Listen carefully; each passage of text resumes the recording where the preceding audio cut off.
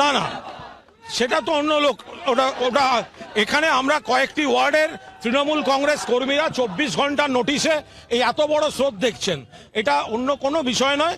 সকলের মনে হলো যে আমরা ব্রিগেডের সমর্থনে আমরা একটা মিছিল করব, ফলে এখানে 5টায় 6টি ওয়ার্ডের কিছু কর্মী 24 ঘন্টার নোটিশে আমরা একটা মিছিল করেছি। না না, এটা তো উত্তর কলকাতা জেলা তৃণমূল কর্মীরা, তো উত্তর কলকাতা জেলার তৃণমূল কর্মী, তারাই আজকে রাস্তায় রাজপথে নেমে মিছিল করেছেন। ফলে তৃণমূল কংগ্রেস, মমতা বন্দ্যোপাধ্যায়ের ছবি, অভিষেক বন্দ্যোপাধ্যায়ের ছবি, দলের পতাকা নিয়ে তৃণমূল কংগ্রেস কর্মীরা আজকের এই শয়ে শয়ে কর্মী 24 ঘন্টার নোটিশে রাস্তায় নেমেছেন।